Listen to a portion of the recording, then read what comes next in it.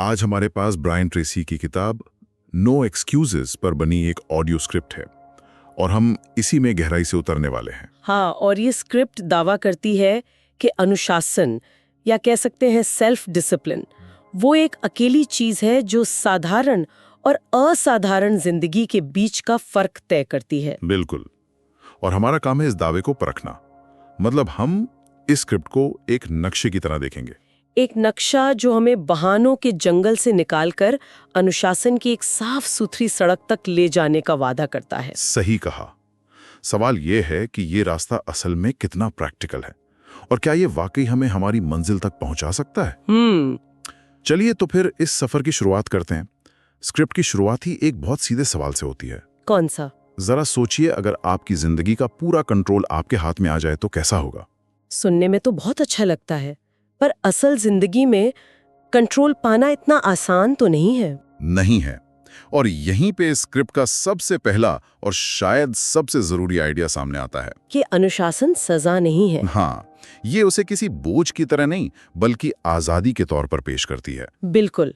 इसका तर्क ये है कि जब आप अनुशासित होते हैं तो आप अपनी भावनाओं या हालातों के गुलाम नहीं रहते, आप अपनी जिंदगी के मालिक बन जाते हैं। मतलब सेहत, पैसा, रिश्ते। हाँ, हर चीज की क्वालिटी आपके सेल्फ डिसिप्लिन की क्वालिटी पर निर्भर करती है। इस बात को समझाने के लिए स्क्रिप्ट में रवि और अमन की कहानी है। दोनों दोस्त, एक ही शहर, एक जैसी पढ़ाई, एक जैसी शुरुआत। बिल्कुल। लेकिन 5 साल बाद अमन फिट है, कामयाब है और मानसिक तौर पे शांत है। और रवि? वहीं रवि अपनी औसत नौकरी, सेहत और बहानों के जाल में फंसा हुआ है। और स्क्रिप्ट कहती है कि फर्क सिर्फ एक था, अनुशासन। अमन वो काम करता था जो जरूरी थे, चाहे उसका मन हो या ना हो। और यहाँ थोड़ा रुककर इस बात को समझना जरूरी है। ये कहानी सिर्फ मेहनत करने के बारे में नहीं है। तो फिर इसका गहरा मतलब है छोटी मोटी खुशियों के लिए, मतलब शॉर्ट टर्म प्लेजर के लिए लंबे समय के लक्ष्यों की कुर्बानी न देना। जैसे जिम जाने में आलस आता है। हाँ, ये शॉर्ट टर्म आराम है, लेकिन जिम जाने से जो सेहत बनती है वो लॉन्ग टर्म फायदा है। अनुशासन इन दोनों के बीच सही चुनाव करने की काबिलियत है। स्क्रिप्ट में एक लाइन है जो चुभती है। कौन सी? आज का अनुशासन कल की मजबूरी बनने से रोकता है। बिल्कुल। और जहां अनुशासन खत्म होता है वहां से बहानों का खेल शुरू होता है। आज मूड नहीं है, टाइम ही नहीं मिलता। ये मेरे लिए नहीं है। ये बहाने इतने आम हैं कि हमें पता भी नहीं चलता कि ये हमारे भविष्य को कितना नुकसान पहुंचा रहे हैं। स्क्रिप्ट का जिम वाला उदाहरण मुझे बहुत सही लगा। 2 दिन की एक्सरसाइज के बाद जब शरीर में दर्द होता है तो ज्यादातर लोग उसे रुकने का बहाना बना लेते हैं। हाँ, पर सवाल ये है कि लोग बहाने बनाते ही क्यों हैं? क्यों? ये एक साइकोलॉजिकल डिफेंस मैकेनिज्म है। जब हम कोई काम नहीं कर पाते तो हमारा दिमाग अपनी नाकामी को सही ठहराने के लिए एक कहानी गढ़ लेता है। और बहाना उस कहानी का नाम है। सही पकड़ा। और लेखक के मुताबिक इसका एक ही तोड़ है। हर बहाने के बाद खुद से जोर से कहना, मैं जिम्मेदार हूँ। हाँ। लेकिन सिर्फ मैं जिम्मेदार हूँ कह देने से क्या होता है? ये थोड़ा थ्योरेटिकल नहीं लगता? लगता है, पर इसके पीछे गहरा मनोविज्ञान है। जैसे ही आप जिम्मेदारी लेते हैं, आप विक्टिम मोड से बाहर आकर ड्राइवर सीट पर आ जाते हैं। अच्छा। आप ये मान लेते हैं कि अगर समस्या आपकी वजह से है तो उसका समाधान भी आपके ही हाथ में है। तो ये एक माइंडसेट शिफ्ट है। पहला और सबसे बड़ा बदलाव। बहाने बनाना मतलब शक्तिहीन महसूस करना और जिम्मेदारी लेना मतलब शक्तिशाली महसूस करना। ठीक है, तो मान लिया कि जिम्मेदारी ले ली और बहाने बनाना बंद कर दिया, पर अब इस अनुशासन की गाड़ी को चलाएं कहाँ? यहीं पर लक्ष्य की बात आती है। स्क्रिप्ट कहती है कि बिना लक्ष्य के अनुशासन अंधे की तरह भटकना है। अमित और रोहित की कहानी यही बताती है। हाँ, अमित का लक्ष्य है मुझे सफल बनना है, जो कि एक ख्वाहिश है, लक्ष्य नहीं। ये तो ऐसा ही है जैसे आप टैक्सी में बैठकर ड्राइवर से कहें, मुझे कहीं अच्छी जगह ले चलो। वो कहीं नहीं ले जा पाएगा। बिल्कुल। वहीं रोहित का लक्ष्य है, अगले 12 महीनों में मैं अपनी नौकरी से 10 लाख रुपए बचाऊंगा। ये एक स्मार्ट गोल है। स्पेसिफिक, मेजरेबल, अचीवेबल, रेलेवेंट और टाइम बाउंड। ये स्मार्ट फ्रेमवर्क सिर्फ एक फैंसी एक्रोनिम नहीं है ना? नहीं, बिल्कुल नहीं। इसके पीछे लॉजिक है। क्या?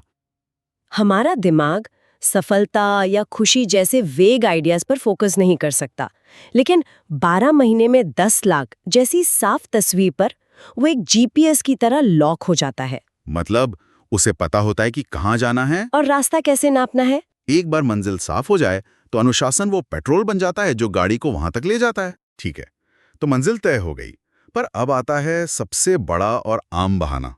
टाइम नहीं है। हाँ, हर कोई इसी की शिकायत करता है।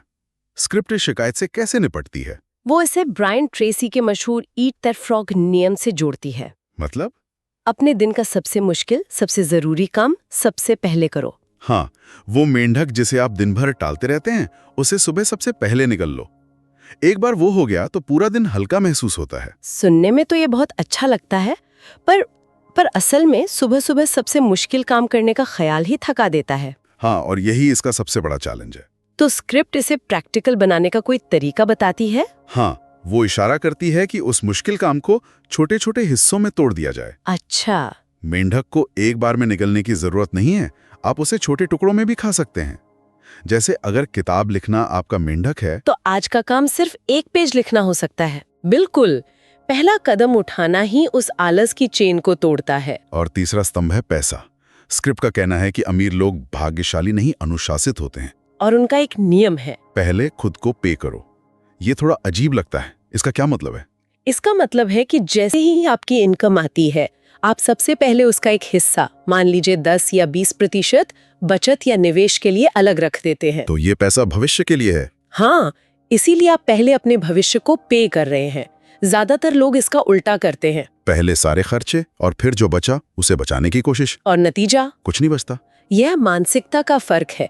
स्टेटस के लिए खर्च करना बनाम स्थिरता के लिए बचत करना। तो ये तीन स्तंभ, साफ लक्ष्य, समय का सही इस्तेमाल और पैसों का अनुशासन, ये हमारी बाहरी सफलता की नींव रखते हैं। पर अंदर का क्या? हमारा दिमाग, हमारी भावनाएं। हाँ, स्क्रिप्ट में राहुल की कहानी है जो मुझे बहुत रिलेटेबल लगी। बॉस ने 5 मिनट डांटा और उसने अपना पूरा दिन बर्बाद कर लिया। जिम नहीं गया, जंक फूड खाया। गलती तो बॉस की थी, पर सजा उसने खुद को दी। हाँ, और इस बात को एक और नजरिए से देखें तो ये सिर्फ गुस्से के बारे में नहीं है, ये खुशी, उत्साह या निराशा के बारे में भी है। मतलब क्या हम अपनी भावनाओं के गुलाम हैं या हम उनके मालिक हैं? स्क्रिप्ट इसी सवाल को उठाती है। उसका तर्क है कि भावनाएं तो मौसम की तरह आएंगी जाएंगी, पर उन पर आप क्या रिएक्शन देते हैं, ये आपकी मर्जी है। गुस्सा आने पर 10 गहरी सांसें लेने की सलाह? वो सिर्फ एक किताबी बात नहीं है, ये साइंटिफिकली प्रूवन है। ये आपके दिमाग के फाइट और फ्लाइट रिस्पॉन्स को शांत करता है और आपको सोचने का वक्त देता है। भावनाओं के बाद आता है फोकस, जो आज की दुनिया में शायद सबसे बड़ी चुनौती है। बिल्कुल है। एक तरफ 5 घंटे फोन के साथ पढ़ाई, दूसरी तरफ 2 घंटे बिना फोन के गहरी पढ़ाई। नतीजा? जमीन आसमान का। स्क्रिप्ट में एक लाइन है, notification off is equal to life on. क्या ये आज के दौर में मुमकिन भी है? मुश्किल है, पर नामुमकिन नहीं, और यही इसे एक सुपर पावर बनाता है। Super power? लेखक का कहना है कि फोकस एक मसल की तरह है। आप जितना इसे ट्रेन करेंगे, ये उतना मजबूत होगा। तो शुरुआत में शायद 15 मिनट भी मुश्किल लगे। हाँ, शायद आप 15 मिनट भी बिना फोन के ना रह पाएं, पर धीरे धीरे ये समय बढ़ता है। मैंने खुद ही ट्राई किया है। शुरू के 1-2 दिन बहुत बेचैनी होती है, लगता है कुछ छूट रहा है, पर उसके बाद जो शांति और काम की क्वालिटी में सुधार आता है, वो कमाल का है। और ये सब जाकर जुड़ता है आत्मविश्वास से। स्क्रिप्ट में एक लाइन है, confidence comes from keeping promises to yourself. यानी आत्मविश्वास खुद से किए वादे निभाने से आता है। ये बात मुझे बहुत दिलचस्प लगी। इसका मतलब अगर मैं रोज सुबह उठने का वादा तोड़ता हूँ तो मैं सिर्फ आलसी नहीं हो रहा, बल्कि अनजाने में अपना आत्मविश्वास भी गिरा रहा हूँ। बिल्कुल। हर बार जब आप खुद से किया कोई छोटा सा वादा तोड़ते हैं, तो आपके सबकॉन्शियस माइंड को एक संदेश जाता है कि किस इंसान पर भरोसा नहीं किया जा सकता। हाँ, और जब आप खुद पर ही भरोसा नहीं करेंगे तो दुनिया आप पे कैसे करेगी। इसीलिए स्क्रिप्ट छोटे छोटे वादे रोज पूरे करने पर जोर देती है। जैसे ही आप सुबह अलार्म बजते ही उठ जाते हैं, आपने दिन का पहला वादा पूरा कर लिया। ये एक छोटी सी जीत है, पर ये आपके आत्मविश्वास की नींव को मजबूत करती है। चलिए, तो अंदरूनी खेल भी समझ आ गया, पर अब बात करते हैं उस दुश्मन की जो इन सारी अच्छी बातों पर पानी फेर देता है। टालम टोल, यानी प्रोक्रास्टिनेशन। हाँ, स्क्रिप्ट इसे सफलता का साइलेंट किलर कहती है। इससे कैसे लड़ा जाए? इसके लिए स्क्रिप्ट एक बहुत ही प्रैक्टिकल 3 सेकंड का नियम देती है। 3 सेकंड का नियम? जब भी आपके मन में कोई जरूरी काम करने का विचार आए, तो 3, 2, 1 गिनकर उसे तुरंत शुरू कर दो। और अगर 3 सेकंड से ज्यादा सोचा तो आपका दिमाग कोई ना कोई बहाना ढूंढ ही लेगा। अभी थका हुआ हूँ, थोड़ी देर बात करता हूँ, पहले चाय पी लेता हूँ। पर क्या ये सच में काम करता है? सिर्फ 3 सेकंड में एक्शन लेना? हाँ, क्योंकि ये दिमाग के सोचने वाले हिस्से को, मतलब प्रीफ्रंटल कॉर्टेक्स को बाईपास कर देता है। ये आपको ज्यादा विश्लेषण करने का मौका ही नहीं देता। अच्छा। मनोविज्ञान कहता है कि एक्शन से मोटिवेशन पैदा होता है, ना कि मोटिवेशन का इंतजार करने से एक्शन आता है। मतलब जब आप उस काम को करना शुरू कर देते हैं, चाहे 5 मिनट के लिए हाँ, सही है, तो आपको उसे जारी रखने की ऊर्जा खुद ब खुद मिलने लगती है और धीरे धीरे यही एक्शन आदत बन जाता है। हाँ, स्क्रिप्ट का कहना है कि हमारी 95% जिंदगी हमारी आदतों का नतीजा है। हम जो भी करते हैं, सोचते हैं, महसूस करते हैं, वो सब हमारी प्रोग्रामिंग का हिस्सा है। तो इसका मतलब हमें अपनी पूरी प्रोग्रामिंग ही बदलनी होगी। हाँ, और ये जिंदगी के हर पहलू पर लागू होता है। लीडरशिप में एक अच्छा लीडर वो है जिसकी जिम्मेदारी लेने की आदत है, दूसरों पर इल्जाम डालने की नहीं। और करियर में? करियर में टॉप पर वो पहुंचता है जिसकी रोज कुछ नया सीखने और अपनी स्किल सुधारने की आदत है। रिश्तों में भी यही होता होगा। बिल्कुल, वो रिश्ता मजबूत होता है जहां समय निकालने की आदत है, टाइम नहीं मिलता का बहाना नहीं। ये सब अंततः आपकी सेल्फ इमेज पर आता है। आप खुद को कैसा इंसान मानते हैं? तो इस पूरी थ्योरी को एक्शन में कैसे बदला जाए, सब कुछ एक साथ करना तो बहुत मुश्किल लगेगा। इसी के लिए स्क्रिप्ट अंत में एक 30 डे नो एक्सक्यूजेस चैलेंज देती है। एक प्रैक्टिकल प्लान। हाँ, इसमें रोज के कुछ नियम हैं, जैसे अलार्म बजते ही उठना, रोज 20 मिनट एक्सरसाइज करना, रोज कुछ नया सीखना और फोन का समय तय करना। तो ये बस 30 दिन के लिए कुछ अच्छी आदतें अपनाना है? नहीं, इसका मकसद सिर्फ आदतें बदलना नहीं है। इसका असली मकसद है आपकी पहचान बदलना। पहचान बदलना मतलब? जब कोई इंसान 30 दिनों तक लगातार अनुशासित जीवन जीता है, तो उसका दिमाग ये मानने लगता है कि मैं एक अनुशासित इंसान हूँ। वो मैं अनुशासन करने की कोशिश कर रहा हूँ वाली सोच से मैं अनुशासित हूँ वाली पहचान पर आ जाता है। ये एक आइडेंटिटी शिफ्ट है। हाँ, चैलेंज को हफ्तों में बांटा गया है। पहला हफ्ता कंट्रोल, दूसरा फोकस, तीसरा ग्रोथ और चौथा आइडेंटिटी। स्क्रिप्ट का अंत बहुत शक्तिशाली है। ये कहती है सफलता कोई हादसा नहीं है, ये रोज के अनुशासन का नतीजा है। और ये सुनने वाले को सिर्फ एक काम करने को कहती है, एक्शन लो। और जो बात यहाँ सबसे अहम है वो है निरंतरता, यानी कंसिस्टेंसी। स्क्रिप्ट की एक लाइन है, कंसिस्टेंसी बीट्स इंटेंसिटी। हाँ, एक दिन 10 घंटे जिम में पसीना बहाना बेकार है अगर आप अगले 1 महीने तक न जाएं, लेकिन रोज 30 मिनट की कसरत आपकी जिंदगी बदल सकती है। मतलब सफलता एक दिन में नहीं मिलती, वो हर दिन की छोटी छोटी अनुशासित कोशिशों का जोड़ है। तो आज इस स्क्रिप्ट की गहराई में उतरकर हमने काफी कुछ समझा।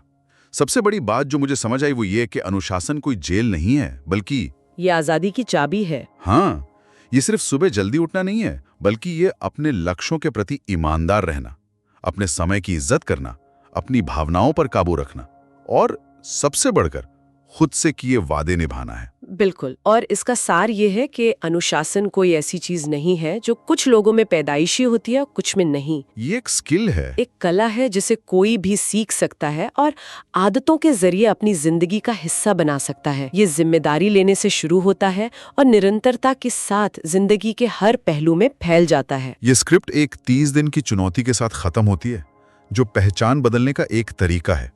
लेकिन मेरे मन में एक सवाल आ रहा है, क्या 31वें दिन क्या होता है? और यही सबसे बड़ा सवाल है।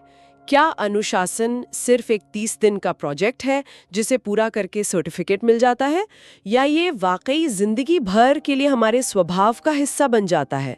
शायद असली परीक्षा उस चुनौती के खत्म होने के बाद ही शुरू होती है।